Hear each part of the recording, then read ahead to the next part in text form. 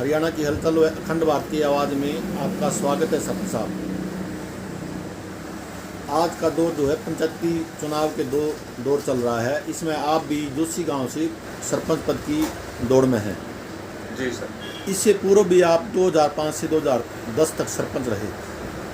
जो आप दूसरी पारी खेलने जा रहे हैं, इसमें आप गांव को क्या विकास कार्य या क्या मुद्दे हैं जो आप चुनाव लड़ना चाहते हैं? सर्वप्रथम तो पत्रकार महोदय आपका स्वागत है। इस बारे में आपने मेरे को एक क्वेश्चन किया, तो मैं सरपंच पद का उम्मीदवार होने के नाते जो मेरी गांव की विकास में जो रुचि है, सर्वप्रथम तो मैं जो बच्चे हैं वो देश का उज्जवल भविष्य है, मैं शिक्षा की तरफ में मेरा पुरजोर ध्यान रहेगा। और उसके साथ साथ मैं स्वास्थ्य का भी, जैसे गांव में कोई हॉस्पिटल की सुविधा उपलब्ध कराना, तो गांव में जैसे बच्चों का खेल का मैदान है, स्टेडियम है, जगह की हमारे गांव में कोई कमी नहीं है। तो काफ़ी मेरा इस बारे में पहले भी इच्छा रही, लेकिन किसी कारण पार्टीबाजी के कारण लाले वो मेरे पर नहीं पूरी हो सकी। तो मेरा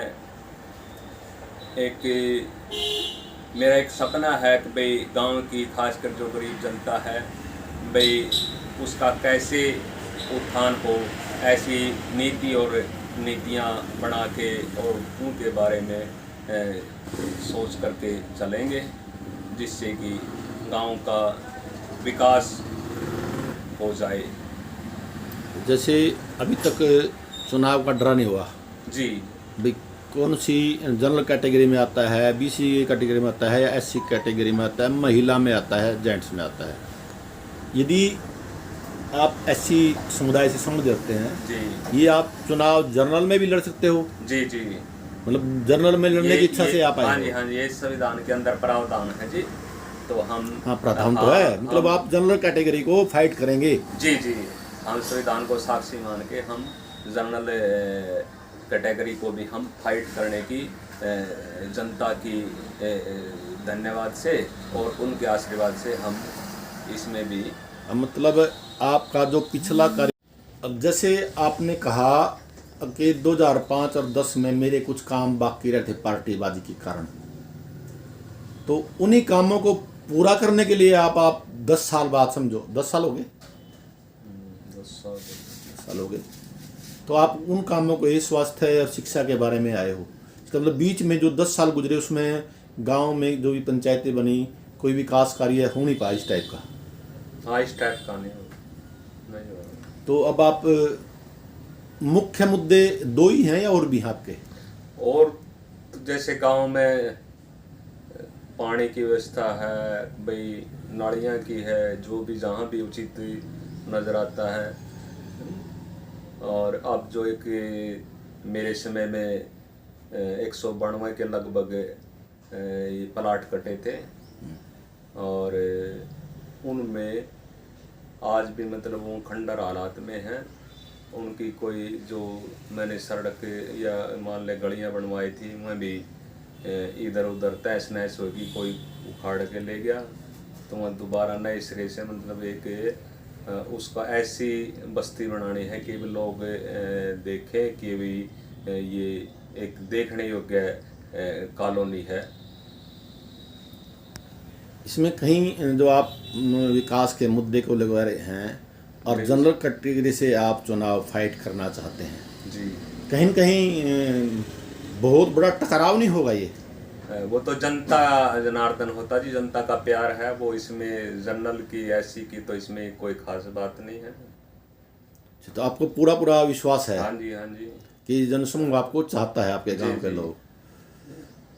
तो और भी ऐसे आपके जो प्रतिद्वंदी होंगे चुनाव में, जो देखो जी, वो तो अपना अपना वो होता है, सब कोई ऐसा चाहेगा कि भाई मैं भी गांव का क्यों, मैं ही क्यों नहीं सरपंच बनूं। ये मतलब तो जो सबकी अपनी हाँ अपनी हाँ सोच है। बिल्कुल, जो पिछले 5 साल में आप नहीं कर पाए, इसका मतलब आपको दिल में टिस है उन जी जी कामों जी की। हाँ, अपने शरीर में, अपने मन में एक जो वो नहीं कहते हैं कि भाई दिल के अरमान आंसू में बह गए, वो अरमान थे नहीं, वो पूरा नहीं हो सके। तो आप अरमान पूरे करने के लिए दोबारा चुनाव मैदान में उतर रहे हो। जी जी जी, तो क्योंकि जैसे 25 2005 से 25 साल पहले पेंशन लागू हुई थी, ओल्ड एज बुढ़ापा पेंशन। मेरे गांव की 120 पेंशन थी, तो मैंने करीब 4-5 साल के दौरान 100 पेंशन नहीं करा के उनको डबल का वो दे दिया था, 220 पेंशन हो गया था। क्योंकि इसी का एक कारण था कि भाई जो गांव की जो हर किसी की मजबूरियां जानता है, वो ही, क्योंकि हमने तो एक मजदूरी कर रखी, मजदूर की कीमत को समझते हैं हम। इसमें अब भाई वो गरीब अमीर का भाव मतलब आप समझते हैं दुखी कितना दुखी है। हाँ जी, हाँ जी, दुखी वो कितना है। और यानी कि सुख दुख हम जानते हैं कि भाई गरीब तो गरीब है, इसकी कौन सुध लेगा, हम जानते हैं, इस पीड़ा को हम समझते हैं। वैसे भी आपने कोई और अपना चुनाव के लिए मैनिफेस्टो बनाया है? एक बच्चे का जी पुरजोर तो मेरा भाई शिक्षा। एजुकेशन की तरफ है नहीं। क्योंकि मेरा अब भी, मैं हफ्ते में 2 बार तो स्कूल में जो गवर्नमेंट का स्कूल है हमारे गांव का, जो सरकारी स्कूल है, मैं अब भी जाता हूँ। ठीक है सर, बहुत बहुत धन्यवाद आपका। आप अपने मकसद में कामयाब हों और आपको सफलता मिले। इसी दौरान फिर आपसे हम मिलेंगे। जी, बहुत ठीक बहुत है। स्वागत जी आपका। धन्यवाद जी, पत्रकार छायाकार जी, आपका बात धन्यवाद जी। ठीक है सर, थैंक यू।